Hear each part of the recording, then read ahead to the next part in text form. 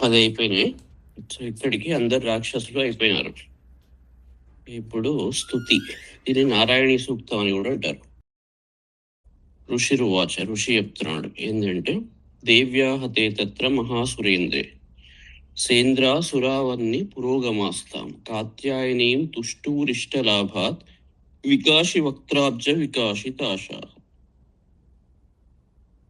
దేవ్యాహతే తత్ర మహాసురేంద్రే, మహాసురేంద్రే హతే దేవ్యా అన్నట్టు. అంటే దేవి చేతుల్లో మహాసురేంద్రులైన వీడు ఎవరైతే శుంభనిశుంభులు చస్తూ ఉండగా, శుంభుడు ఇక్కడ మెయిన్గా శుంభు ఒకటే ఏకవచనంలో చెప్పారు కాబట్టి సప్తమి ఏకవచనం, చస్తూ ఉండగా. సేంద్ర అంటే ఇంద్రునితో కలిసిన సురాహ, సురులు పన్ని పురోగమాస్తాం కాత్యాయని. అప్పుడు అగ్నిహోత్రుని ముందు పెట్టుకొని వన్ని పురోగమ తాం అన్నట్టు. వన్ని పురోగమాహ తాం, సురాహ వన్ని పురోగమాహ సేంద్రాహ, ఇవన్నీ అడ్జెక్టివ్లు. సురాహకు సురులు ఎట్లాంటి వాళ్ళు, ఇంద్రునితో కూడిన వాళ్ళు. వన్ని పురోగమాహ అగ్నిహోత్రుని ముందర పెట్టుకున్న వాళ్ళు. అలాంటి వాళ్ళు ఏం చేశారు, తాం కాత్యాయని, ఆ కాత్యాయని దేవిని ఇష్టలాభాత్ అంటే వాళ్ళు అనుకున్న కోరిక నెరవేరింది కాబట్టి, శుంభులు చచ్చారు కాబట్టి దాని వలన వికాసి వక్త్రాబ్జ, కాష్ అంటే ప్రకాశం అన్నట్టు, కాశ్రు దీప్తం అనే ధాతువు నుంచి వచ్చింది. వికాసి వక్త్రాబ్జ అంటే చాలా వెలుగుతున్న, వక్త్రాబ్జ ముఖము అనే, ముఖం ఎట్లా ఉన్నదంటే అబ్జం తామర పూలాగా ఉన్నది. అలాంటి ముఖము చాలా ప్రకాశిస్తున్నది, అంటే విచ్చుకున్నది. ముఖాలన్నీ చాలా అందంగా సంతోషంతో ప్రకాశిస్తున్నవి. అలాంటి వాటితో. తర్వాత వికాసిత ఆశ అంటే వీళ్ళ ప్రకాశం వల్ల మొత్తము ఆ ప్రకాశం అంతా అన్ని దిక్కుల్లో వ్యాపిస్తున్నది. నిజన్నట్టు ఎప్పుడైతే రియలైజ్ అవుతాడో అతని యొక్క ప్రకాశం వల్ల, వైబ్రేషన్స్ వల్ల ఆ దేశం అంతా శుద్ధి అవుతుంది అన్నట్టు.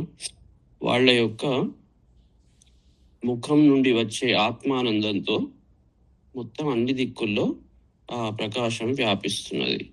అలాంటి స్థితిలో వాళ్ళు కాత్యాయని తుష్టూహు, కాత్యాయని దేవిని స్తుతించారు. అక్కడ 4వ అధ్యాయంలో వాళ్ళ రోమాలు నిక్కబొడిచినాయి అని చెప్పాడు. ఇక్కడ వీళ్ళ ఫేసులు ఎట్లా ఉన్నాయి అక్కడ చూడండి, దానికి తగ్గట్టు అది ఉన్నది.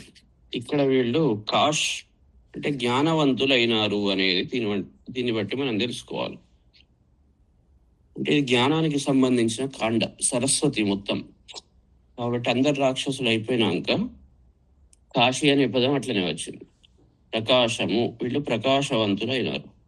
అక్కడనో పులకోద్గమ చారుదేహ, అహంకారం పోయి భక్తితో వాళ్ళు ఆనందంతో వాళ్ళ శరీరం నుండి రోమాలన్నీ నిక్కబొడుచుకున్నారు. ఆ స్థితి వేరు, ఇక్కడ ఈ స్థితి వేరు.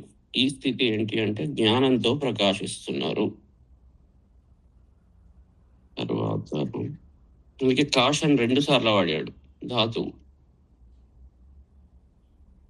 దేవి ప్రపన్నార్తి హరే ప్రసీద, ప్రసీద మాత జగతోఖిలస్య, ప్రసీద విశ్వేశ్వరి పాహి విశ్వం, త్వం ఈశ్వరీ దేవి చిరాచరస్య.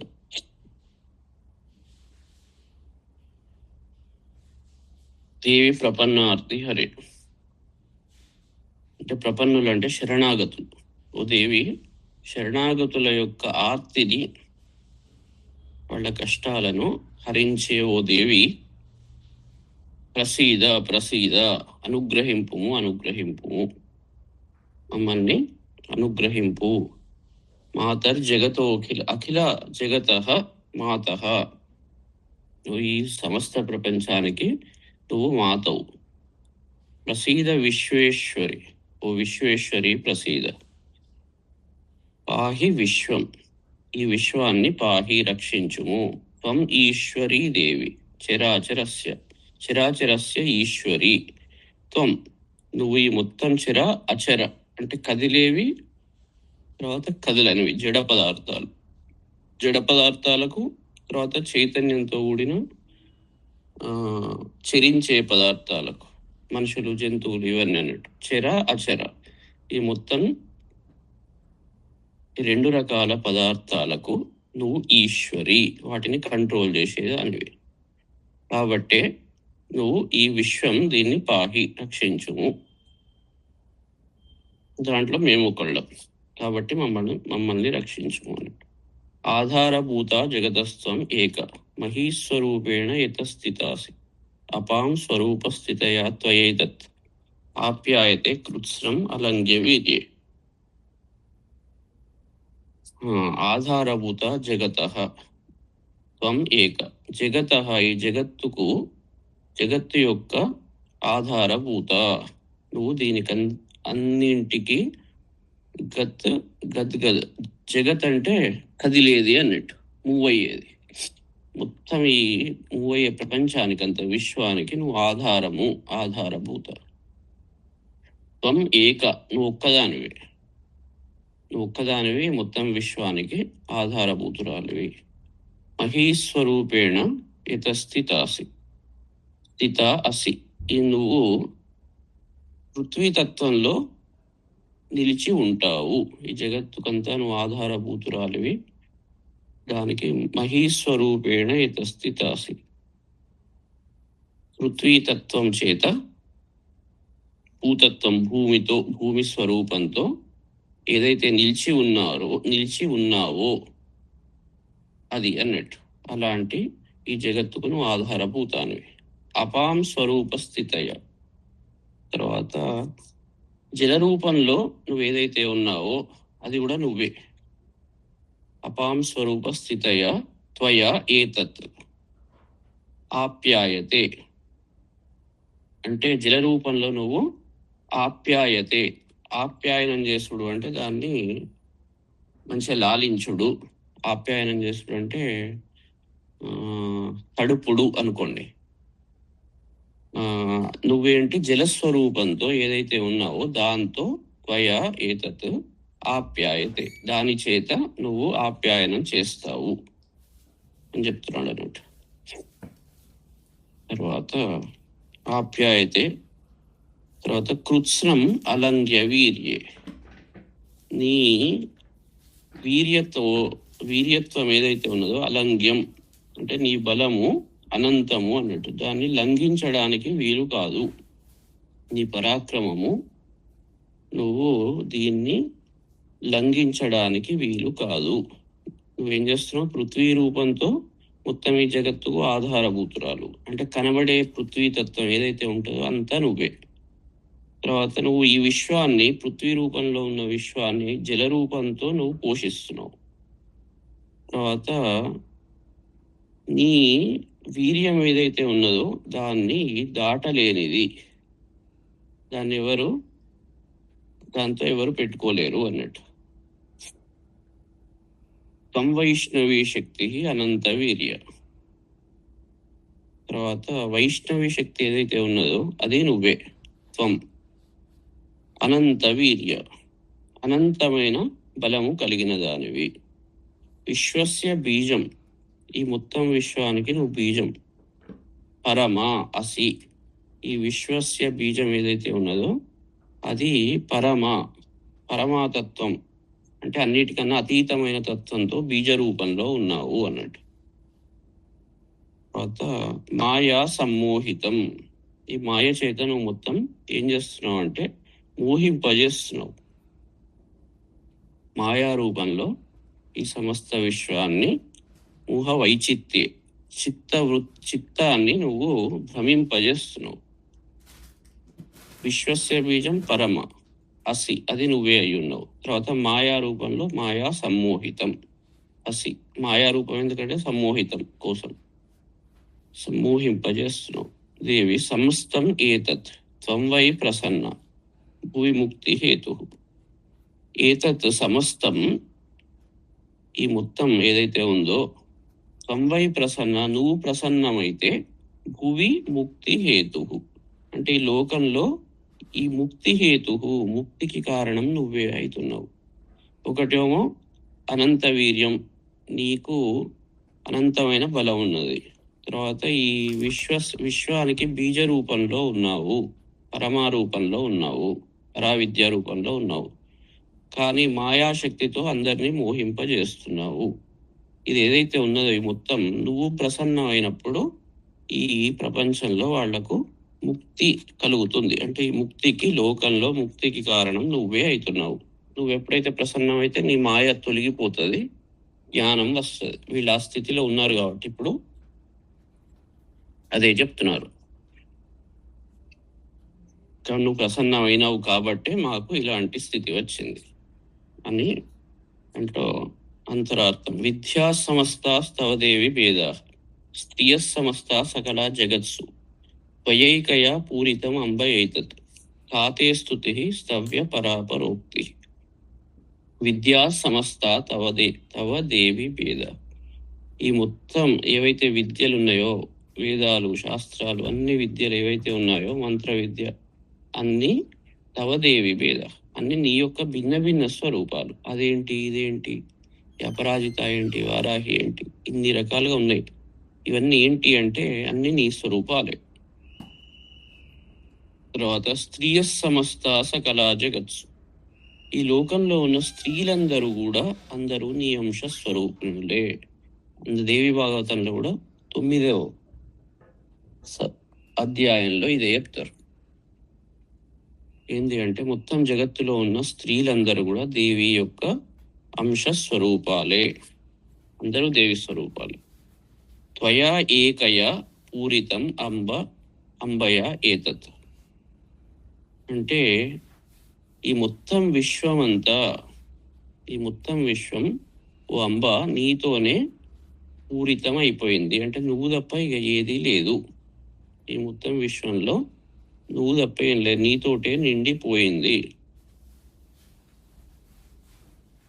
కాతే స్తుతి స్తవ్య పరాపరోక్తి, ఇక మొత్తం అంతా నీతో నిండిపోయినప్పుడు ఈ మాటలు, నేను ఏదైతే స్తోత్రం చేస్తున్నానో, ఈ స్తోత్రం చేసే మాటలు కూడా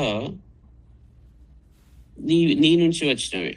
కాబట్టి ఎవరు నీ స్తుతి చేయగలుగుతారు?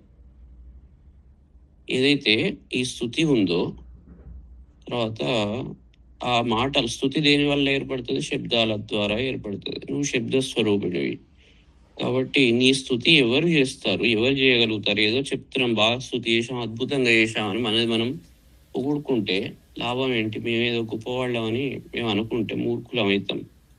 కాబట్టి నీ స్తుతి ఎవరు చేయగలుగుతారు? ఈ స్తోత్రంలో ఉన్న మాటలన్నీ అన్ని నీ నుంచే పుట్టినాయి. కాబట్టి ఇక నీ స్తుతి అని సపరేట్ ఏది లేదు, ప్రతిదీ నీ స్తుతి. కాబట్టి స్పెషల్ ఏం లేదు. స్తవ్య పరాపరోక్తి, స్తవ్యము పరా అపర ఉక్తి, పరా ఉక్తి అపరా ఉక్తి, గొప్ప మాట, మామూలు మాట, అన్ని మాటలు కూడా అన్నీ ఎవరు చేయగలుగుతారు? ఏ స్తుతి కా, ఈ స్తుతి ఏదైతే ఉన్నదో దాంట్లో స్తుతింపదగ్గది, తర్వాత స్తుతింపదగ్గ వాటిల్లో పర అపర, ఆ మాటలు ఏవైతే ఉన్నాయో స్తుతింపదగ్గ పర అపర 2 రకాల మాటలు ఎవ్వరు చేయగలుగుతారు? అంటే నీలోనే, అన్ని నీలోనే ఉన్నవి. కాబట్టి వేరే స్తోత్రము అని స్పెషల్ ఏం లేదు. స్తుతింపదగ్గ, ఏదైతే విశ్వంలో స్తుతింపదగ్గ మంచి మాటలు అతి శ్రేష్ట, అతి శ్రేష్ట, అన్ని రకాల. పర అపర అంటే 2 రకాలు ఉన్నాయి అన్నట్టు. దీంట్లో మండూక ఉపనిషత్తులో చెప్తాడు అన్నట్టు. మండూక ఉపనిషత్తులో ఆయన పేరేంది? శౌనకుడు అంగిరసుని దగ్గరికి పోయినప్పుడు, జ్ఞానం కోసం పోయినప్పుడు ఆయన 2 రకాల విద్యలు, పర అపర అనే 2 విద్యలు అని చెప్తాడు అన్నట్టు. ఇక్కడ కూడా పర అపర 2 రకాల ఏవైతే ఉన్నాయో మాటలు, అవి ఇంకా నువ్వు తప్ప వేరేది ఏమీ లేదు. సర్వభూత యథాదేవి స్వర్గముక్తి ప్రదాయిని, నువ్వు సర్వభూత స్వరూపిడివి. సర్వభూత, ఓ దేవి, నువ్వు అన్ని భూతాల్లో నువ్వే ఉన్నావు. తర్వాత స్వర్గ ముక్తి ప్రదాయిని. స్వర్గము అంటే భోగము అన్నట్టు ఇక్కడ అర్థం. భోగము, మోక్షము ఈ రెండిటిని నువ్వే ఇస్తావు. అంటే రెండు ఏవైతే కావాలో మనిషి కోరుకుంటాడో భోగ మోక్షాలు. శ్రీ విద్య చేస్తే భోగ మోక్షాలను రెండింటిని ప్రదానం చేస్తుంది. భోగ మోక్షాలు అంటే భోగము అంటే అన్ని కోరికలు తీరుస్తాయి అన్నట్టు కాదు, ప్రతి మనం చేసేదాన్ని పవిత్రీకరిస్తుంది అన్నట్టు. మోక్షము పవిత్ర స్థితి, భోగము అనుభవించే స్థితి. అనుభవించడం పవిత్ర స్థితిలో చేయడం అన్నట్టు. అదే శ్రీ విద్య లక్ష్యం. అంటే అన్ని చేస్తావు, లేదు ఏది ఉండకుండా అన్ని వదిలిపెట్టి పోతాము అని కాదు. అది అనుభవించడం పవిత్రంగా అనుభవించాలి, జ్ఞాన స్థితిలో అనుభవించాలి. అదే దీని లక్ష్యం. అంటే రెండు ఆపోజిట్స్ను ఇది సమన్వయం చేస్తుంది. మామూలుగా ఏంటి, ముక్తి రావాలంటే అన్ని వదిలిపెట్టి ఎక్కడినో అడవులకు పోవాలి అని అనుకుంటారు. ఇది లేకుంటే ఇటు అనుభవించాలని ఒకటి ఉంటుంది. ఇది ఫ్యామిలీ, ఈ బాధ్యతలు, గృహస్థ ధర్మాలు. అందరూ మరి అడవి పోతే ఎట్లా, లోకల్ ఎలా నడుస్తుంది? అలా ఉండే ధర్మాలు ఎక్కువ నిలబడలేవు. కాబట్టి రెండు ఎక్స్ట్రీమ్స్ను సమన్వయం చేయాలి. బీపీ ఎక్కువ ఉండదు, బీపీ తక్కువ ఉండదు. అప్పుడే మనిషి ఆరోగ్యంగా ఉంటాడు. షుగర్ ఎక్కువ ఉన్నా కష్టమే, తక్కువ ఉన్నా కష్టమే. మనిషికి ఇదివరకు కూడా మనం డిస్కస్ చేసాం కదా, తేజస్సు ఎక్కువ ఉన్నా, ఓర్పు ఎక్కువ ఉన్నా, రెండు ఎక్స్ట్రీమ్స్ ఏది పనికిరాదు. అన్ని మధ్య మార్గం ప్రధానం. కాబట్టి శ్రీ విద్య లక్ష్యం కూడా భోగం, మోక్షం రెండిటి యొక్క సమన్వయం చేయడమే అది. అందుకే ఇక్కడ స్వర్గ ముక్తి ప్రదాయిని అనే మాటతో అది మనం ఆ శ్రీ విద్య తత్వాన్ని సమన్వయం చేసుకోవాలి. అది ఇస్తుంది, ఇది ఇస్తుంది. సంస్థుత స్తుతయే కావ భవంతు పరమోక్తయ. అంటే సర్వము నువ్వే. స్తుత త్వం స్తుత, స్తుతయే కావ అంటే స్తుతి నువ్వే, స్తుతించేవాళ్ళు నువ్వే. కాబట్టి స్తోత్రము నువ్వే. అంటే ధ్యానధ్యాతృ ధ్యేయ రూప అన్నట్టు. ఈ స్తుతించే వాళ్ళమైన మేము నువ్వే. తర్వాత ఏదైతే ఈ స్తోత్రం దేంతోనైతే చేస్తున్నామో అది నువ్వే. తర్వాత ఆ డెస్టినేషన్, ఎవరినైతే స్తుతి చేస్తున్నామో స్తుత, అది కూడా నువ్వే. కాబట్టి ఏం చేయాలి, ఏం దీంట్లో చెప్పడానికి ఏమున్నది, సపరేషన్ ఏమీ లేదు అని అంటున్నాడు అన్నట్టు. అలాంటి పరమోక్తయ సర్వస్య, అలాంటి నువ్వు పరమోక్తయ భవంతు, అంతా నువ్వే అయి ఉన్నావు. ఇంకా వేరే ఎవరు ఉన్నారు, ఇంకా వేరేది ఏమున్నది? తర్వాత సర్వస్య బుద్ధి రూపేణ జనస్య హృది సంస్థితే. అందరి హృదయంలో బుద్ధి రూపంతో నువ్వు ఉన్న ఓ దేవి అన్నట్టు. సర్వస్య జనస్య బుద్ధి రూపేణ హృది సంస్థితే. అందరు జనాల్లో బుద్ధి రూపంలో హృదయంలో ఉన్న ఓ దేవి స్వర్గ అపవర్గదే. స్వర్గము అపవర్గము, మళ్ళీ అపవర్గం అంటే మోక్షం అన్నట్టు. స్వర్గ అపవర్గ దే అంటే స్వర్గము అపవర్గము, స్వర్గ మోక్షాలు పైదానికి అన్నట్టు. స్వర్గముక్తి ప్రదాయిని అనేదాన్ని కొద్దిగా విచిత్రంగా ఇక్కడ వాడారు అన్నట్టు, అంతే. స్వర్గ అపవర్గదే ఓ దేవి నారాయణి నమోస్తుతే. అస్తు తే నమః అస్తు అన్నట్టు, నీకు నమస్కారము. స్వర్గ భోగ మోక్షాలు ఇచ్చే ఓ దేవి నీకు నమస్కారం. కళాకాష్టాది రూపేణ పరిణామ ప్రదాయిని విశ్వస్యోపరతౌ శక్తి నారాయణి నమోస్తుతే. ఇక కాల రూపిణివి అన్నట్టు. కళ, కాష్ట ఈ మొదలైన కాల విభాగాలు ఏదైతే ఉన్నాయో ఈ విధంగా నువ్వు కాలరూపిణివి. పరిణామ ప్రదాయిని అంటే ట్రాన్స్ఫర్మేషన్, పరిణామము ఏదైతే ఉంటుందో, అంటే ఈ విధంగా కాలంతో అన్ని రకాలుగా ఈ దృశ్యమాన ప్రపంచం అంతా అనేక విధాలుగా దాన్ని మార్చుకుంటూ వెళ్ళిపోతూ ఉంటాం.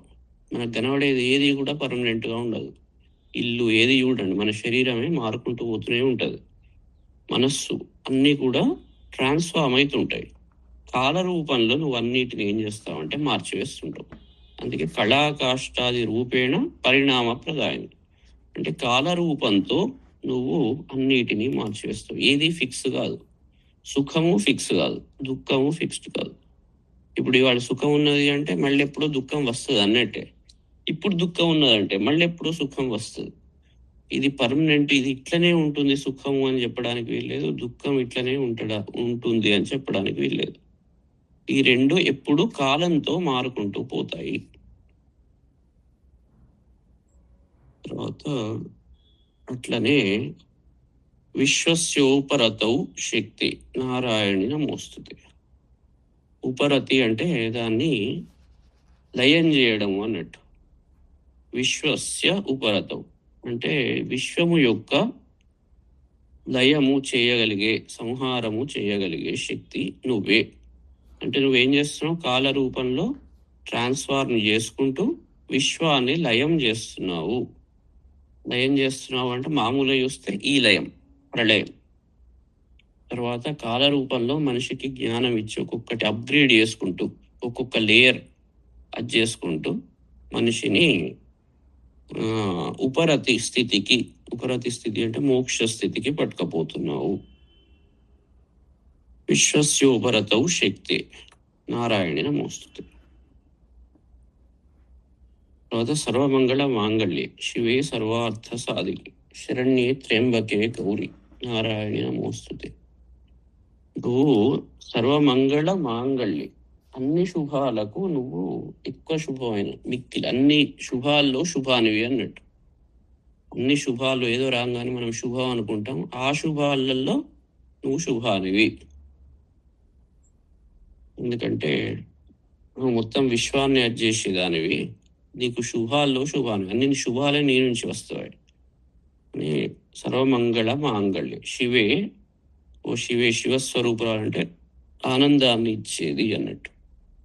సర్వార్థ సాధికే, అన్ని అర్థాలను, అన్ని ప్రయోజనాలను సిద్ధింపజేసేదానివి. సర్వార్థ సాధికే, అన్ని అర్థాలను అంటే ప్రయోజనం, అర్థం అంటే ప్రయోజనం, అన్ని ప్రయోజనాలను నువ్వు సాధింపజేసేదానివి. శరణ్యే, అందరికీ ఈ లోకంలో ఉన్న ప్రతి వాళ్లకు నువ్వు శరణ్యే. శరణ్యము అంటే నువ్వు తప్ప దిక్కు లేదు, నువ్వు అందరికీ శరణు పొందదగిన దానవు అన్నట్టు. తర్వాత శరణాగత వత్సలవు, కాబట్టి అందరూ శరణు పోడు. ఎవరిని శరణు వేడితే మనకు రిజల్ట్ వస్తుందో వాళ్ళని శరణు వేడతాం. రిజల్ట్ అంటే మనకు ఉన్నత స్థితి, ఎవరిని శరణు వేడితే వస్తుందో వాళ్ళనే శరణు వేడతాం. ఇక్కడ దేవి శరణ్యే, అందరికీ నువ్వే దిక్కు. త్ర్యంబకే అంటే 3 కళ్ళు కలిగిన దానివి. 3 కళ్ళు అంటే మళ్ళీ భవిష్యత్, వర్తమానం, భూతం, భూత భవిష్యత్ వర్తమానాలు, 3 రకాల దృష్టి. గౌరీ నారాయణి నమోస్తుతే. ఈ ఒక్కొక్కటి చెప్తున్నారు. సృష్టి స్థితి వినాశానాం శక్తిభూతే సనాతని. అది సృష్టి స్థితి వినాశము ఈ రూపాల్లో నువ్వు మొత్తం ఈ ప్రపంచాన్ని నడుపుతున్నాము. అంటే ఆ 3 సృష్టి స్థితి లయ 3 చేసే శక్తి ఉన్నది నీకు అన్నట్టు. నువ్వు సృష్టికారినే కాదు, స్థితికారినే కాదు, 3 పనులు నువ్వే చేస్తావు. 3 రకాల శక్తి నువ్వే. గుణాశ్రయే, అన్ని గుణాలు దానికి తగ్గట్టు ఆ త్రిగుణాలకు నువ్వు ఆశ్రయభూతురాలివి అన్నట్టు. గుణాశ్రయే, గుణమయే. తర్వాత గుణాల స్వరూపాన్ని, దానికి ఆశ్రయము నువ్వే, గుణస్వరూపురాలివి నువ్వే అయిన నారాయణి నమోస్తుతే. గుణాలు నువ్వే, గుణాలకు ఆశ్రయము నువ్వే.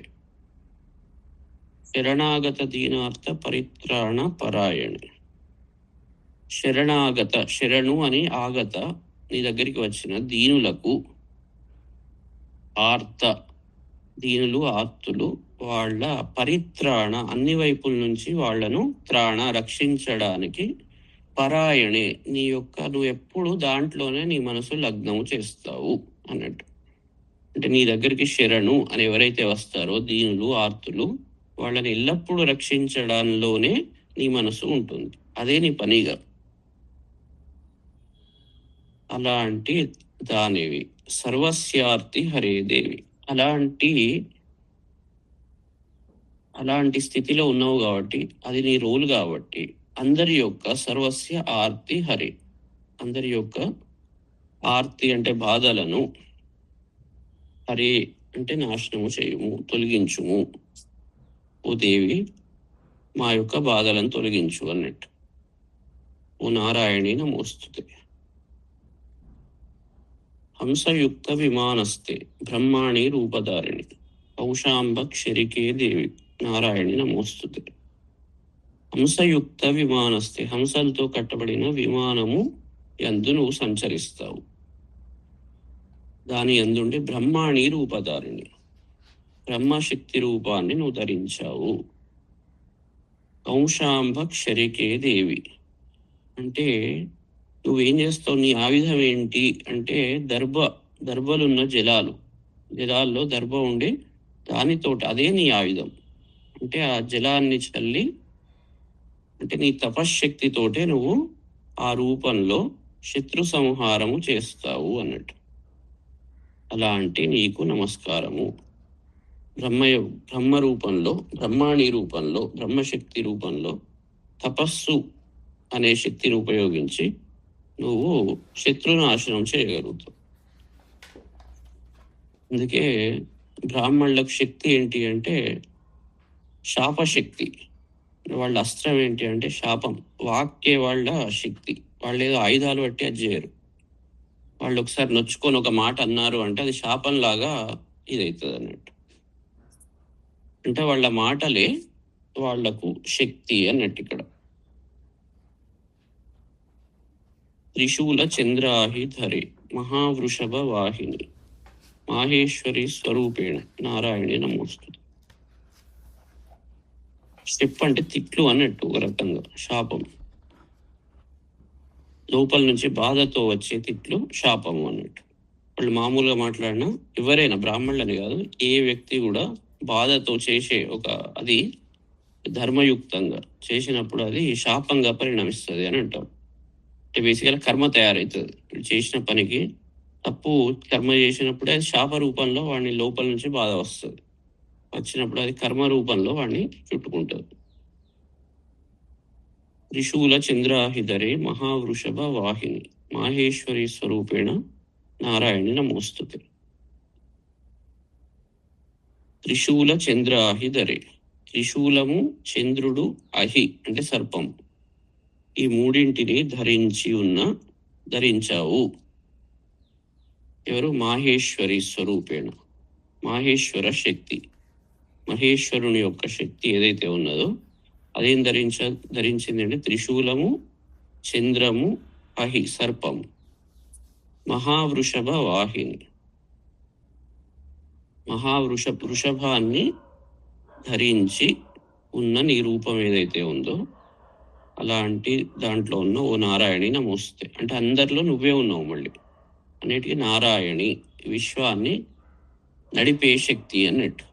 మళ్ళీ సృష్టి స్థితి సంహారాలు చేసుకుంటూ మళ్ళీ నడపడం ఏంటి అంటే అంతే. సృష్టి స్థితి సంహారాలు చేయడం కూడా ఆ మొత్తం ప్రాసెసే ఒక నారాయణ శక్తి అన్నట్టు, నడిపే శక్తి. అంటే ప్రతి ఒక్క యాక్టివిటీలో సబ్ యాక్టివిటీస్ ఉంటాయి. ఒకటి సృష్టి కార్యం చేసేటప్పుడు కూడా సృష్టి కార్యంలో సృష్టి స్థితి సంహారాలు ఉంటాయి. బాగా మైన్యూట్గా అబ్జర్వ్ చేయాలి. ప్రతి చిన్న చిన్న దాంట్లో మళ్ళీ 3 గుణాలు అంతర్లీనంగా ఉంటాయి. పంచమి తిథి ఉంది, పంచమి తిథిలో మళ్ళీ షష్ఠి ఉంటుంది. దాంట్లోనే పంచమి, షష్ఠి, సప్తమి అట్లా గ్రహాలు, దశలు, సబ్దశల్లాగా ప్రతి దాంట్లో కూడా మళ్ళీ సబ్బులు ఉంటాయి. అట్లనే ఇక్కడ ఈ నారాయణి సూక్తము అంటే ఈ మొత్తం విశ్వాన్ని ఎప్పుడు చూసే శక్తి, రక్షించే శక్తి, నడిపే శక్తి. ఈ నడపడం ఎప్పుడు జరుగుతుంది అంటే దాంట్లో సృష్టి చేయాల్సి ఉంటుంది, స్థితి నడపాల్సి ఉంటుంది, మళ్ళీ సంహారం చేయాల్సి ఉంటుంది, మళ్ళీ తిరోధానం చేయాల్సి ఉంటుంది, అనుగ్రహం ఇవ్వాల్సి వస్తుంది. ఈ 5 రకాల పంచకృత్య పరాయణ: సృష్టికర్త్రి బ్రహ్మరూప, భోక్త్రి గోవింద రూపిణి, సంహారిణి రుద్రరూప, తిరోధానకరీశ్వరి, సదాశివ అనుగ్రహద పంచకృత్య పరాయణ. ఈ 5 చేసే ప్రాసెస్, 5 పనులు ఏవైతే ఉన్నాయో డ్యూటీస్, ఈ 5 డ్యూటీస్ చేసుకుంటూ విశ్వాన్ని నడిపించడం, అది నారాయణీ శక్తి అన్నట్టు. ఎప్పుడైతే జ్ఞానస్థితి వస్తుందో ఆ జ్ఞానస్థితిలో ఈ 5 శక్తులు నడుస్తూనే ఉంటాయి ఒక్కొక్క లేయర్లో. ఈ మొత్తాన్ని నడిపించడమే అది అని అర్థం చేసుకోవాలి. ఇక్కడ నారాయణుడు అంటే ఓన్లీ మామూలు లెవెల్లో నడపడం అనే కాదు, టోటల్ ప్రాసెస్ అన్నట్టు. అందుకే ఇక్కడ ప్రతిదానికి నారాయణి నారాయణి అన్ని వేరే వేరే శక్తులకు కూడా అదే ఇస్తున్నాడు. ఒక్క 2 నిమిషాలు.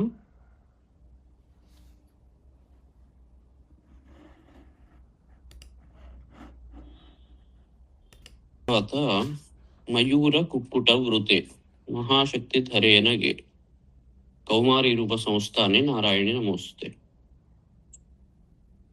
తర్వాత కుమారశక్తి, స్కందశక్తి అన్నట్టు. దాంట్లో మయూర కుక్కుట వృతే, మయూరం నెమలి, తర్వాత కోళ్ళు, వీటితో ఆవరించి ఉన్న మహాశక్తి ధరే, మహాశక్తిని ధరించి ఉన్న అనఘే అంటే అఘము లేని స్థితి అన్నట్టు. అనఘే ఎందుకంటే తారకాసురుణ్ణి చంపాడు. తారకుడు అంటే తర్కం, వాదన చేస్తుంటారు కదా, అదంటే ఇది ఇదంటే అది, ఇలాంటి వాళ్ళను చంపినట్టు. అంటే అర్థం ఏంటి అంటే తర్కానికి అతీతుడు ఆయన, లాజిక్కి అంత లాజిక్ తెలిసినవాడు. అంత లాజిక్ తెలిసిన వాడి దగ్గరికి పోయి మనం అదంటే ఇదంటే ఎట్లా ఉంటుంది. అప్పుడు సేనాధిపతి రూపంలో ఆయన దేవతలకు కమాండర్ ఇన్ చీఫ్, ఆయనే కంట్రోల్ చేస్తాడు అన్నట్టు. తారకాసురుణ్ణి కంట్రోల్ చేసే వ్యక్తి. ఆ మహాశక్తిని మహాశక్తితో శివశక్తి ఐక్యంతో తయారైన మహాశక్తి, వాళ్ళిద్దరి బలంతో తయారైన ఈ మహాశక్తిని ధరించిన ఓ అనఘే అంటే అఘము అంటే పాపము, అఘము లేనిదాన. తర్వాత కౌమారీ రూప సంస్థాని, కుమార రూపంలో కౌమారీ రూపంలో ఉన్న ఓ దేవి నీకు నమస్కారము. శంఖ చక్ర గదాశాంగ గృహీత పరమాయుధే ప్రసీద వైష్ణవీ రూపే నారాయణి నమోస్తు. శంఖము, చక్రము, గద, ధనుస్సు వీటిని గృహీత పెట్టుకొని ఇలాంటి పరమాయుధాలను ధరించిన ఓ వైష్ణవ రూపంలో ఉన్న ఓ దేవి ప్రసీద, మాకు మమ్మల్ని అనుగ్రహింపుము. ఒక్కొక్క శక్తిని ఇక్కడ స్తోత్రం చేస్తున్నారు అన్నట్టు. అంటే అన్ని శక్తుల రూపంలో ఉన్న ఓ నారాయణి అన్నట్టు. ఇక్కడ నారాయణి అంటే మొత్తం అన్ని శక్తులు అని అర్థం చేసుకోవాలి. గృహీతోగ్ర మహాచక్రే దంష్ట్రోద్ధృత వసుందరే.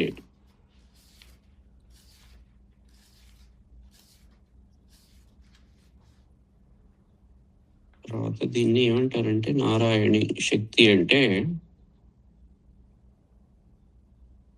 రా అంటే డబ్బు,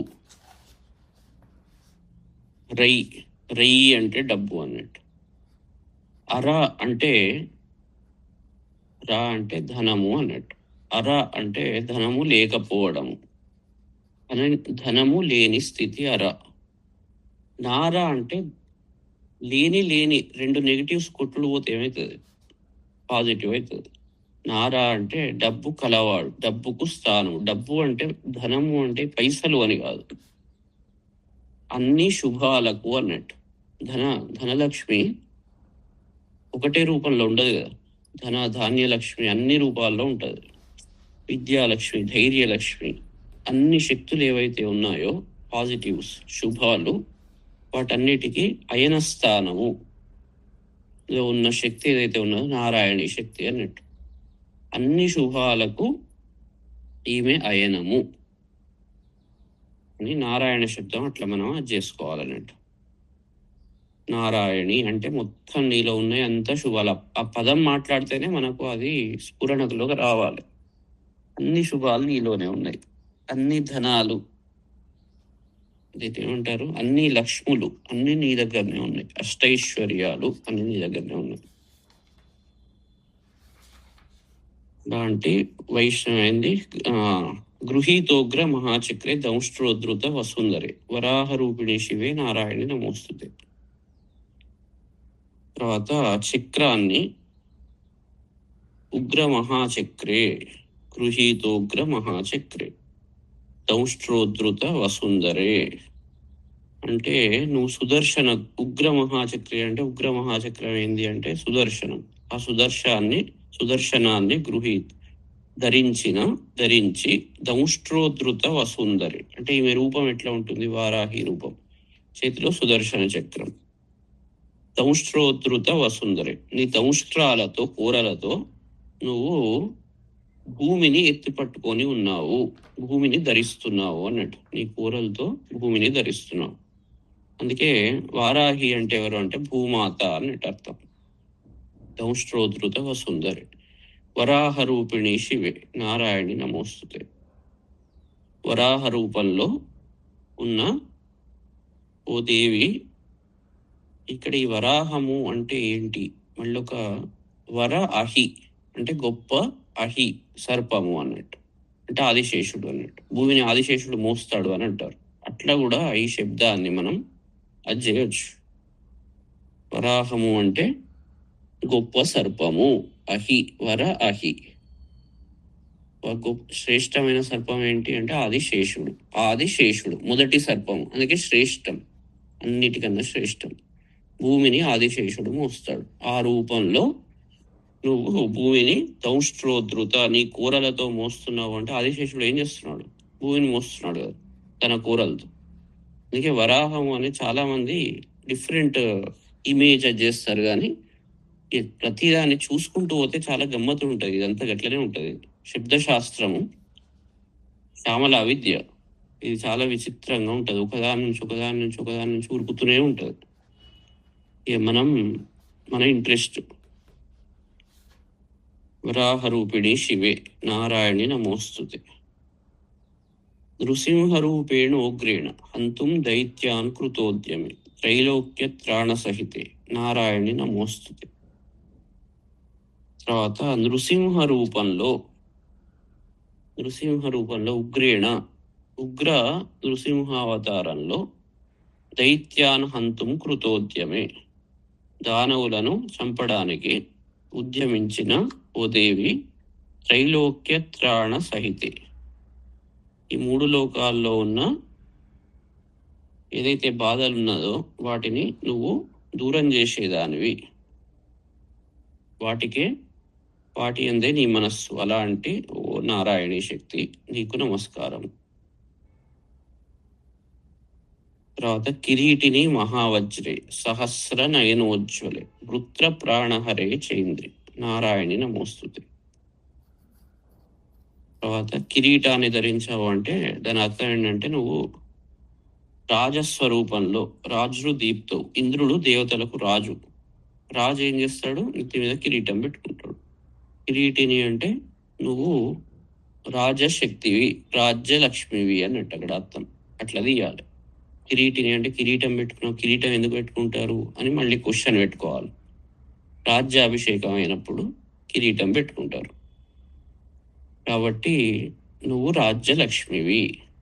మహావజ్రే వజ్రాయుధాన్ని ధరించిన దానివి. సహస్రనయన ఉజ్వలే 1000 కళ్ళతో నువ్వు ప్రకాశిస్తున్నావు. వృత్ర ప్రాణ హరే వృత్రాసురుని యొక్క ప్రాణాన్ని తీసిన దానివి అన్నట్టు. ఐంద్ర శక్తి. అలాంటి నీకు నమస్కారం. శివదూతి స్వరూపేణ హతదైత్య మహాబలే ఘోర రూపే మహారావే నారాయణి నమోస్తుతే.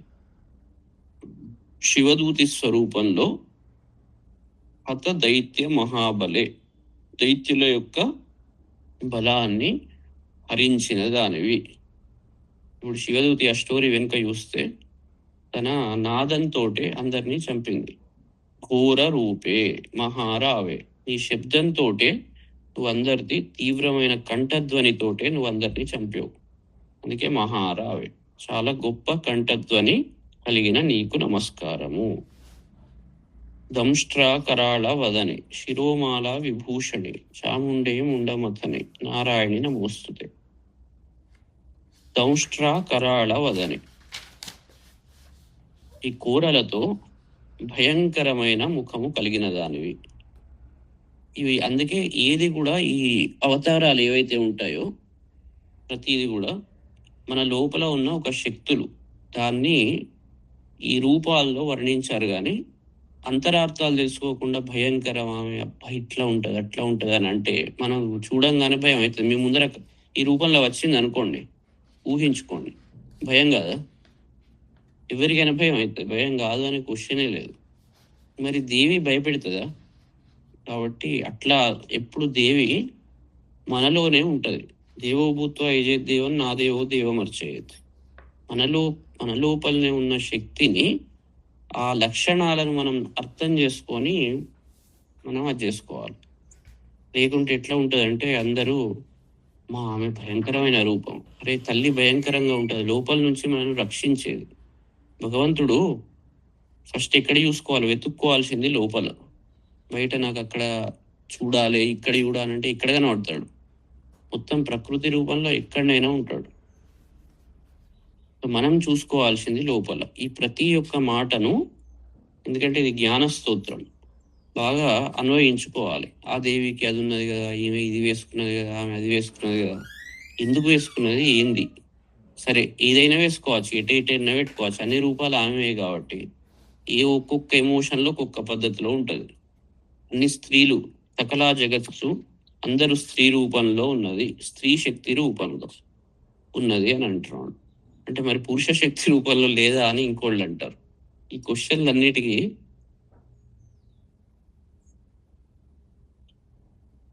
పురుష శక్తి రూపంలో లేదా మరి అని వస్తుంది కదా. స్త్రీల రూపంలో ఉన్నదంటే పురుష రూపంలో ఉన్నట్టే, ఇద్దరి మధ్య తేడా లేదు అని కదా. అక్కడ విద్యా సంస్థ దేవతలందరూ స్తుతిస్తున్నారు. స్తుతించి స్త్రీ రూపంలో లోకంలో ఉన్న స్త్రీలంతా నువ్వే. మరి లోకంలో ఉన్న పురుషులందరూ ఎవరు? అది కూడా నీ రూపమే. వీళ్ళు స్తుతిస్తున్నారు కాబట్టి శబ్ద రూపంలో అక్కడ స్త్రీ శక్తి పురుష శక్తి రెండు, ప్రపంచంలో సృష్టి రెండు రకాలుగా ఉంటుంది. ఉన్నప్పుడు స్త్రీ శక్తి ఏదైతే ఉంటుందో అది, ఇప్పుడు మీరు మంచిగా డీప్ ఆలోచించండి. కాళీ చరిత్ర ఏదైతే ఉన్నదో ఒక్క నారాయణుడే చంపాడు. ఇది ఆలోచించండి, ఇది ఎవరు అబ్జర్వ్ చేయాలి. నారాయణుడు ఒక్కడే మధుకైటబులని చంపాడు. ఇక మహిషాసురుణ్ణి అట్లా ఎవరు ఒక్కళ్ళు చంపలే, అందరు జమైనారు. ఇక అందరు జమై ఏకంగా చంపారు. ఇక్కడ కూడా నారాయణి స్తోత్రంలో కూడా అందరూ దేవతలందరూ ఏకమై వాళ్ళ చేశారు కదా. సో అందరి లోపల ఉన్న శక్తి ఏదైతే ఉన్నదో ఆ ప్రతి శక్తి ఆమె రూపమే అన్నట్టు అక్కడ విషయం. ఇప్పుడు స్త్రీ శక్తి ఎక్కడి నుంచి వచ్చింది? దీంట్లో ఎక్కడి నుంచి వచ్చింది? పురుషుల నుంచే వచ్చింది. అంటే ప్రతి దేవత నుంచి వచ్చింది అన్నట్టు. ప్రతి దేవతలో ఉండే శక్తి అంటే ప్రతి మనిషిలో ఉండే శక్తి స్త్రీ శక్తి అన్నట్టు. ఇక్కడ పురుషులు అంటే సపరేట్ పర్సన్స్ కాదు. మగవాళ్ళు అయితే వాళ్ళకి శక్తి అవసరం లేదా? స్త్రీయా సంవత్సరం అంటే ప్రతి లోకంలో ఉండే ప్రతి వాణిలో ఉండే శక్తి స్త్రీ శక్తి అని దాన్ని అట్లా అన్వయించుకోవాలి. అంటే మొత్తం ప్రపంచంలో, అందుకే కొందరు పురుషుల్లాగా చూసేందుకు ఇట్లా కనబడతారు, కొందరు అట్లా కనబడతారు. రెండు లక్షణాలు ఇద్దరిలో ఉంటాయి. అదే అర్ధనారీశ్వర తత్వం. అట్లా తెలుసుకొని మనం దాన్ని అన్వయించుకోవాలి. లేకుంటే ప్రతి దాంట్లో తర్కం విచిత్రమైన క్వశ్చన్లు అడిగే అవకాశం ఉంటుంది.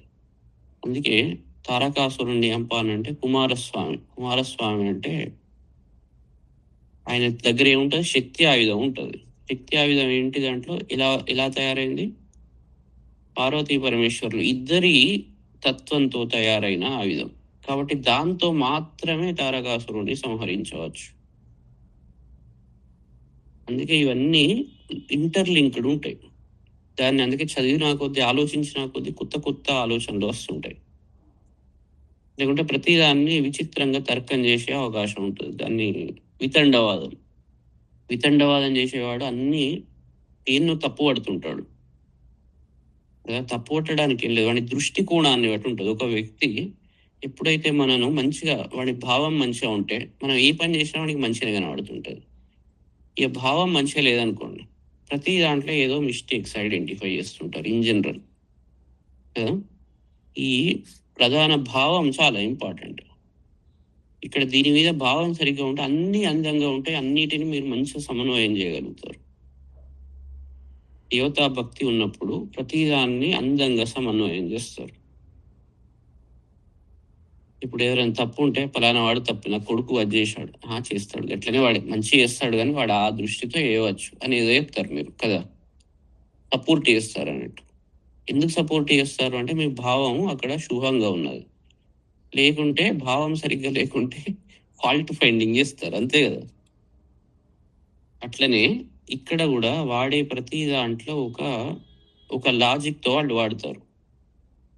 ఆ వాడిన దాన్ని మీరు సపోర్ట్ చేయగలిగే అది రావాలి. ప్రతి దాంట్లో ఎక్కడ తప్పు పట్టడానికి ఏం లేదు. దాంట్లో మనం అర్థం చేసుకుంటే అన్ని క్లియర్ అవుతాయి. అర్థం చేసుకోకుంటే దాన్ని విచిత్రంగా కనబడుతుంటాయి ఏదైనా. ఇప్పుడు కొందరు మాట్లాడేవాళ్ళు దంష్ట్రాకర అలవదని అనగానే ఎట్లా ఉంటుందో భయంకరమైన రూపంలో దేవిని ఎట్లా మనం ప్రార్థన చేస్తాం. నాస్తికులు కొందరు మాట్లాడతారు కదా, శిరోమాల విభూషణి గట్లెందుకు తిరుగుతుంది అంటే, గది కాదురా బాబు, లోపల ఉన్న శక్తి అది. దాని లక్షణాలు, ఖాళీ రూపము ఏంటి అంటే ఆ వైరాగ్య తత్వము. అట్లా ఒక్కొక్కటి దాన్ని మనం అట్లా అర్థం చేసుకోవాలి. శిరోమాల ఎందుకు వేసుకుంటుంది, జీవితం అంతా ఆమె ఎప్పటికైనా మళ్ళీ ఎక్కడికే పోవాల్సిందే. ఈ శరీరాన్ని పట్టుకొని దీని మీద ఓవర్ మమకారం పెంచుకోవడం కరెక్ట్ కాదు అని ఆ శక్తి మీకు ఆ నాలెడ్జ్ ఇస్తుంది. అట్లా మనం అర్థం చేసుకోవాలి వీటిని. లేకుంటే అది జ్ఞానతత్వం కాదు. అది మీకు టెక్నికల్గా వచ్చినప్పుడు మీకు డౌట్ అనేది, అన్ని డౌట్లు అనేది ఎగిరిపోతుంటాయి. కానీ ఇవన్నీ ఒకటే రోజు రావు. ఇప్పుడు చెప్పంగానే ఇప్పుడే మొత్తం ఎగిరిపోతాయి అంటే అట్లా ఉండదు. ఏదైనా ఒక ప్రాసెస్, ఒక్కొక్క లేయర్ ఎగిరిపోతూ ఉంటుంది. ఇప్పుడు ఈ చెప్పిన దానివల్ల నిజమే, కరెక్టే అని కొద్దిగా శాంతం అవుతారు. మళ్ళీ ఏదన్నా దాన్ని మీరు ప్రాక్టీస్ చేసుకుంటూ పోవాలి డైలీ. అదే విషయాన్ని వినుకుంటూ వినుకుంటూ ట్యూన్ చేసుకుంటూ పోతే ఒక్కొక్క లేయర్ అనేది తొలగిపోతుంటుంది. ఆ లేయర్స్ కొన్ని రోజులకు మొత్తం ఉల్లిగడ్డ అవి ఉంటాయి కదా పొరలు, ఒక్కొక్కటి తీసినా కొద్ది ఏం మిగులుతుంది అంటే ఏం మిగలదు అక్కడ లాస్ట్. ఇట్లా దంష్ట్రాకరాళ వదనే శిరోమాల విభూషణి అంటే ఈ స్తోత్రంలో మీరు అర్థం చేస్తున్నప్పుడు ఏది కూడా మీలో భయం అనేది కలిగించవద్దు. నేను ఇదంతా ఎందుకు చెప్తున్నా అంటే, భయం అనేది ఎంటర్ కావద్దు, దాన్ని దూరం చేసే ప్రయత్నం చేయాలి తప్ప భయాన్ని తెచ్చుకోవద్దు. ఎప్పుడు ధైర్యం తెచ్చుకోవాలి. కానీ రక్షణకు ఉన్నవాళ్ళు రక్షణ చేసేటప్పుడు, ఇప్పుడు తల్లి రక్షణ చేస్తుంది. రక్షణ ఎట్లా చేస్తుంది? ఎవరన్నా మీ మీదకి వచ్చినా లుల్లి పెట్టి వాళ్ళని చేస్తుంది. ఇప్పుడు ఆమె భయంకరమైన స్వరూపం అంటారా? కాదు కదా, మీ రక్షణకు ఉన్నది అన్నట్టు. అట్లా రక్షణ దేవత అని మంచిగా పెట్టుకోవాలన్నట్టు బ్రెయిన్లో. శిరోమాల విభూషణి చాముండే ముండ మథనే నారాయణి నమోస్తుతే. లక్ష్మీ లజ్జే మహావిద్యే శ్రద్ధే పుష్టి స్వదే ధ్రువే మహారాత్రి మహావిద్యే నారాయణి నమోస్తుతే. నువ్వే విష్ణుపత్నివి, లక్ష్మీదేవివి, లజ్జా రూపంలో హ్రీంకారంని లజ్జాబీజం అంటారు. హ్రీంకార రూపిణి అన్నట్టు. మహావిద్యే బ్రహ్మ విద్యవు నువ్వే, శ్రద్ధారూపము నువ్వే. శ్రద్ధ అంటే హృదయాన్ని దాని మీద ఎప్పుడు పెడతాము అంటే దాని మీద నమ్మకం ఉన్నప్పుడు. ఆస్తిక్యం, నాస్తికుడు శ్రద్ధ పెట్టలేడు, ఎందుకంటే దాని మీద నమ్మకం ఉండదు కాబట్టి శ్రద్ధ పెట్టలేడు. శ్రద్ధారూపిణివి అంటే ఆస్తిక్య రూపిణివి అన్నట్టు. పుష్టి పురుషార్థ డెవలప్మెంట్ అన్నట్టు. పుష్టి రూపిణి నువ్వే. తర్వాత స్వధ, పితృదేవతలకు ఇచ్చే ఆహుతులు అవన్నీ నువ్వే ఆ రూపంలో తీసుకుంటావు. ధ్రువే అంటే నిత్యురాలివి. ధ్రువ రూపిణి అంటే ఎప్పుడు కూడా నువ్వు ఉంటావు, లేకపోవడం అనేది ఉండదు. నిత్యారూపము అన్నట్టు ధ్రువ. మహారాత్రి, రాత్రి రూపము. మహారాత్రి రూపంలో నువ్వు ఏం చేస్తావు? సుఖాన్ని ఇస్తావు, మనిషి యొక్క శ్రమను తీరుస్తావు. మహావిద్యే, మహారాత్రి మహావిద్యే. రాత్రి కాబట్టి ఇక్కడ మాయా రూపంలో, అవిద్యా రూపంలో ఉంటావు, అది కూడా నువ్వే అన్నట్టు. రాత్రి అంధకారానికి కూడా సింబల్ కాబట్టి తమో గుణం, కాబట్టి ఆ రూపం కూడా నీదే. ఆ తర్వాత మేధే, సరస్వతి, వరే, భూతి, భాబ్రవి, తామసి, నియతేత్వం ప్రసీదేశే, నారాయణి నమోస్తుతే. మేధారూపిణి నువ్వే, సరస్వతి వాగ్రూపిణి నువ్వే, రసరూపిణి. తర్వాత వరే, శ్రేష్ఠ, ప్రపంచంలో శ్రేష్టమైన విషయాలు ఏవైతే ఉన్నాయో భగవద్గీతలో కూడా చెప్పినట్టు అన్ని శ్రేష్టమైన రూపాలు నీవే. తర్వాత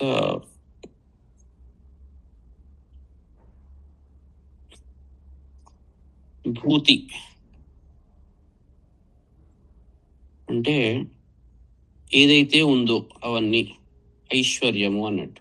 విభూతి అంటే ఐశ్వర్య రూపము నువ్వే. తర్వాత ఇంకేంది? బాభ్రవి అంటే నియమస్వరూపిణి, అన్నిటినీ. బాభ్రవి అంటే సత్వ రజస్తమో రూపిణి.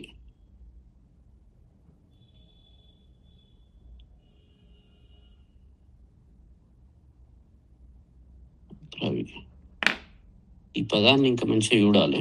బాభ్రవి. తామసి, తమో రూపిణి. నియతే త్వం ప్రసీదేశే, ప్రసీద ఈశే, ఓ ఈశే, ఈశ్వర శక్తివి అయినా ఓ నారాయణి నమోస్తుతే. తర్వాత సర్వస్వరూపే సర్వేషే, అన్ని రూపాలు, ఇక ఫైనల్ గా చెప్తున్నాడు, అన్ని రూపాలు నువ్వే. సర్వస్వరూపే సర్వేషే, సర్వశక్తి సమన్వితే, అన్ని శక్తుల సమూహానివి. ఇంతసేపు ఒక్కొక్కటి చెప్పా, అవి చెప్పలేదేంటి సార్ అంటే అన్ని నువ్వే. ఇక ఫైనల్ గా ఏం చెప్తున్నాడు? మీకు నమస్కారం, మీకు నమస్కారం, మీకు నమస్కారం, మీ అందరికీ నమస్కారం అన్నట్టు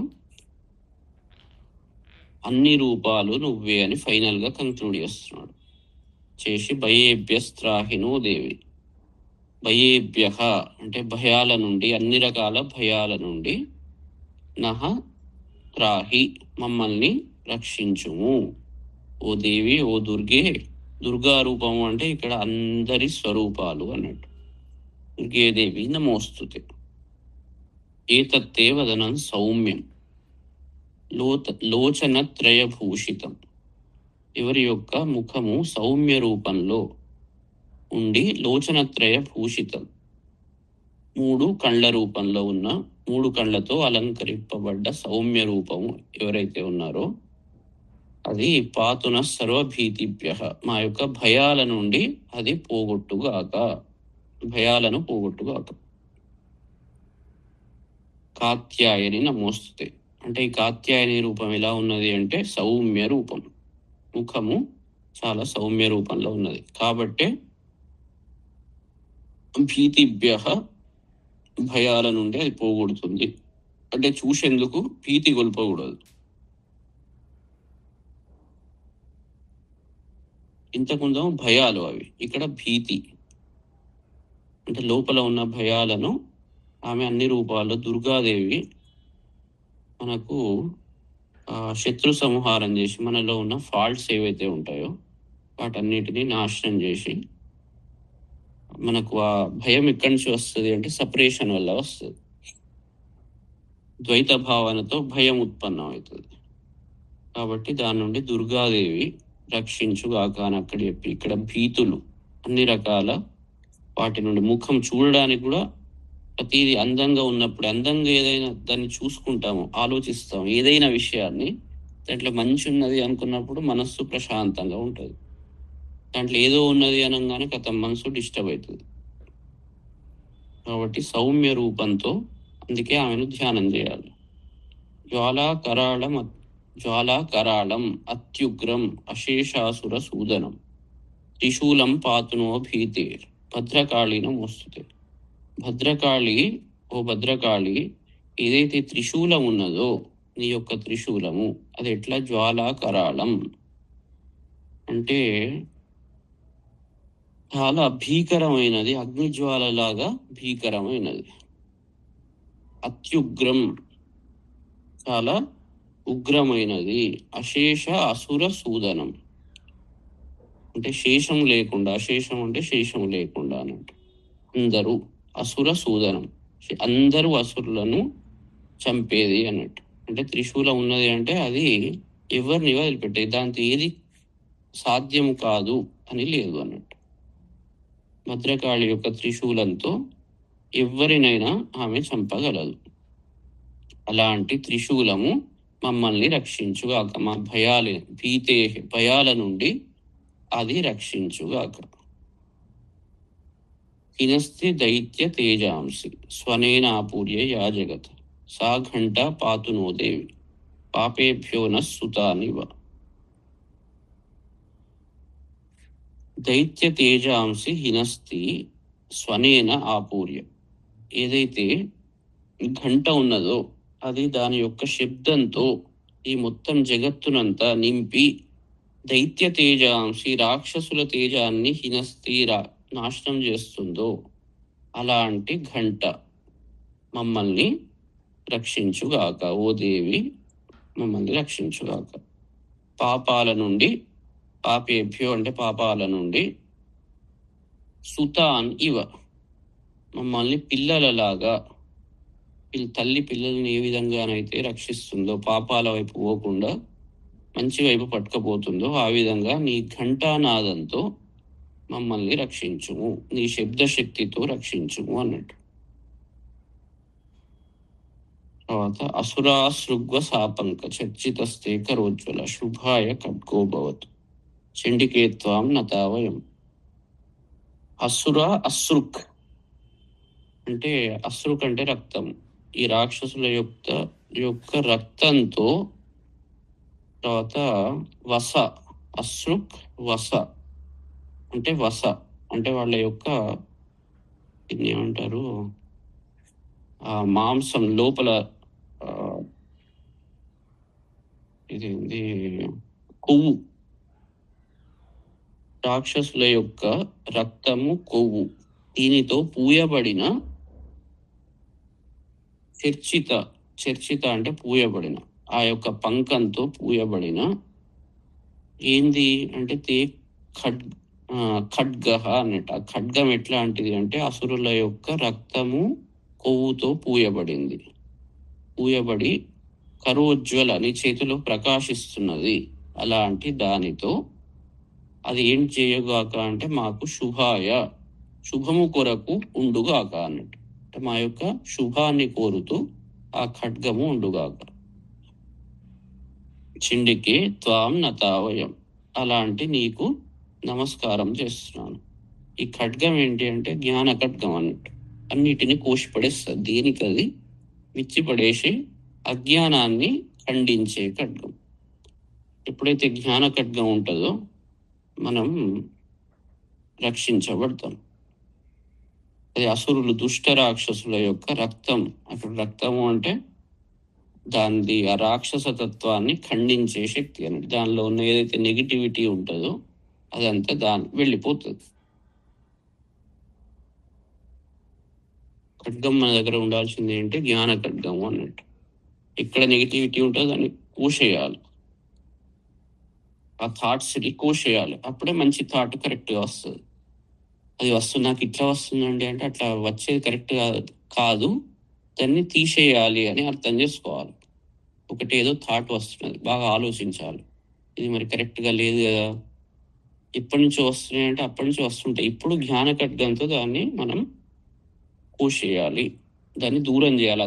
కోసేయడం అంటే దాన్ని ఆ థాట్ తెచ్చుకోవద్దు అన్నట్టు. తర్వాత రోగాన్ అశేషాన్ అపహంసి తుష్ట రుష్టాతు కామాన్ సకలాన్ అభీష్టాన్ త్వాం ఆశ్రితానాం నవిపన్నరాణాం త్వాం ఆశ్రితా హ్యాశ్రయతాం ప్రయాంత్.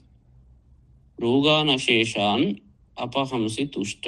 ఏది తుష్ట, ఒకవేళ నువ్వు సంతోషపడితే, తృప్తి పొందితే, అశేషాన్ రోగాన్ అపహంసి అన్నట్టు అనేకమైన రోగాలను నువ్వు దూరం చేస్తావు ఒకవేళ నువ్వు తృప్తి పొందితే.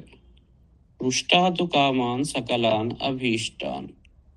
ఒకవేళ ఏది రుష్ట, ఒకవేళ నువ్వు ఉగ్రమైతే, సకలాన్ అభీష్టాన్ కామాన్ అన్ని రకాల ఇష్టమైన కోరికలను అపహంసి, అది కూడా అపహంసి ఇక్కడ తెచ్చిపెట్టుకోవాలి, వాటిని కూడా నువ్వు దూరం చేస్తావు. కాబట్టి నువ్వు ఎప్పుడు తుష్ట, మా మీద అనుగ్రహం ఉండాలి నీది. త్వాం ఆశ్రితానాం నవిపత్ నరాణాం.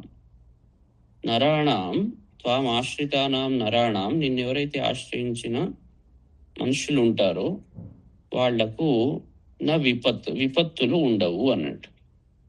త్వామాశ్రిత ఈ ఆశ్రయతాం ప్రయాంత్. నిన్ను ఆశ్రయిస్తేనే ఆశ్రయించినట్టు, ఎవరిను ఆశ్రయిస్తే లాభం లేదు, నిన్ను ఆశ్రయిస్తేనే ఆశ్రయించినట్టు, వాళ్ళ నిజమైన ఆశ్రయాన్ని పొందుతారు అన్నట్టు. అతని ఆశ్రయంలో ఉన్నాము అంటే అతని ఆశ్రయమా కాదా అనేది క్వశ్చన్ కదా. అంటే ఇక్కడ మాట ఏం చెప్తున్నాడంటే, నిన్నెవరైతే ఆశ్రయిస్తారో వాళ్ళకు నిజమైన ఆశ్రయము లభిస్తుంది అన్నట్టు. వాళ్ళల్లో అన్ని ఏవైతే ఉంటాయో నెగిటివిటీ అంతా పోయి జ్ఞానాన్ని పొందుతారు అన్నట్టు. అంటే నీ దగ్గర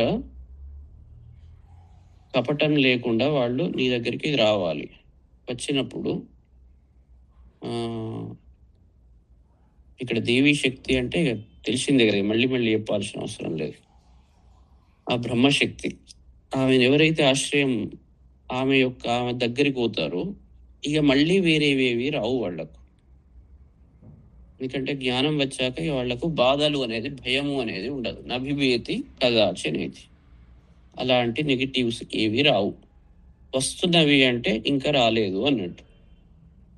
ఒక్కొక్కసారి వస్తుంటాయి కదా అంటే టైం పడుతుంది, ఒకటే రోజులో ఏది రాదు. సో చేసేంత వరకు మనం ప్రాక్టీస్ చేసుకుంటూ పోవాలి. ఒక గిన్నెనే తోమాలంటే అప్పుడప్పుడు గంట పట్టచ్చు, బాగా అది అయిపోతుంది.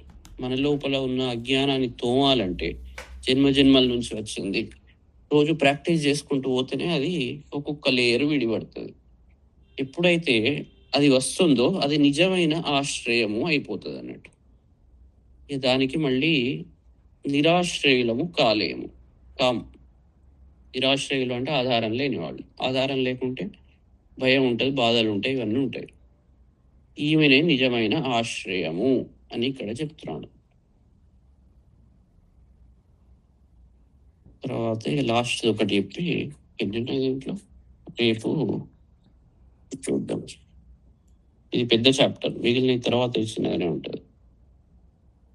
ఏతత్కృతం యత్ కథనం త్వయాద్య ధర్మద్విషాం దేవి మహాసురాణం రూపైరనేకై బహుదాత్మమూర్తిం కృత్వాంబికే తత్ ప్రకరోతి కాన్య.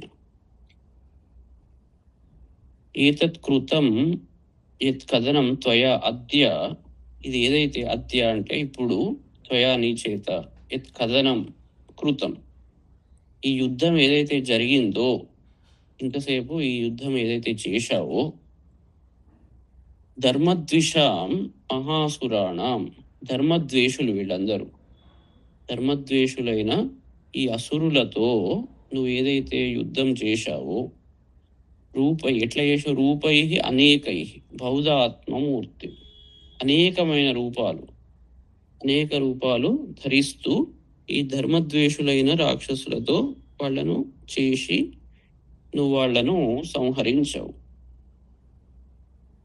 ఇది వేరే ఎవరైనా చేయగలుగుతారా? కృత్వ అంబికే తత్ ప్రకరోతి కా అన్య. ఇది ఏదైతే చేశావో వేరే ఓ అంబికే, ఇది వేరే ఎవరు చెయ్యలేరు అన్నట్టు.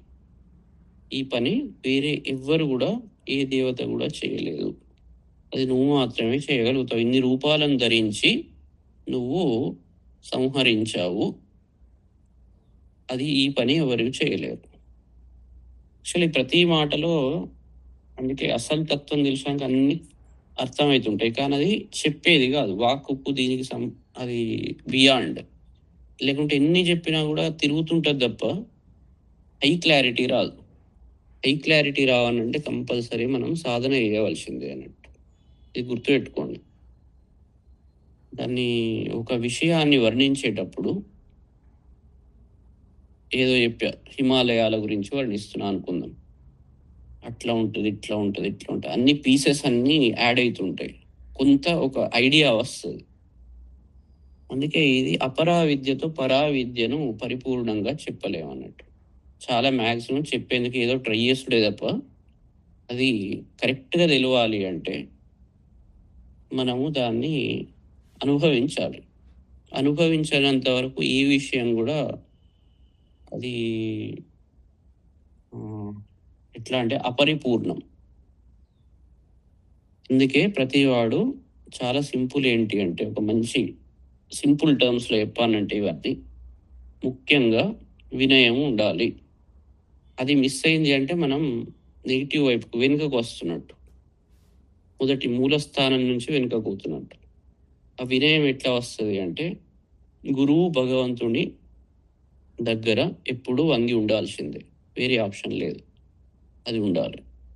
ఆ వినయతత్వంతో అహంకారం మొత్తం పూర్తిగా నాశనం అయినప్పుడు, అహంకార క్షయం పరిపూర్ణంగా అయినప్పుడు మాత్రమే మీకు ఇవన్నీ అర్థమవుతాయి. ఇది అసలు సారాంశం. అహంకారం అనేది అన్నిటికన్నా డేంజరస్. అది అహంకార తత్వం ఎప్పుడైతే లయం అవుతుందో పరిపూర్ణంగా, అప్పుడు విషయం మీకు మంచిగా అర్థమవుతుంది. దానికోసమే ఇవన్నీ శ్రమ. అయితే ఏం చెప్తున్నాడు, రూపైరనేకై బహుదాత్మమూర్తి కృత్వాంబికై ఇంకెవరైనా చేయగలుగుతారా అని చెప్తున్నాడు అన్నట్టు.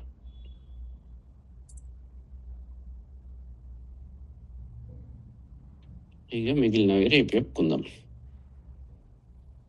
ఇంకేమైనా అనుమానాలు ఉన్నాయా, డౌట్స్, క్లారిఫికేషన్స్? నెగిటివ్ థాట్స్ మాత్రం దూరం పెట్టుకోవాలి. ఏది వచ్చినా కూడా అది నష్టం మనకే అనుకోవాలి. దానివల్ల వచ్చే లాభం ఏం లేదు. దురాలోచనలు ఎప్పుడూ మంచివి కాదు. అవన్నీ రాక్షసులు. రాక్షసులు అంటే ఎవరో కాదు, మనలో ఉన్న దురాలోచనలు. ఇది పెట్టుకోండి ఫస్ట్, ఫండమెంటల్. పెట్టుకున్నారంటే ఆటోమేటిక్గా అన్నీ మెల్లమెల్లగా సెటిల్ అయిపోతాయి. మళ్ళీ రేపు కలుద్దాం.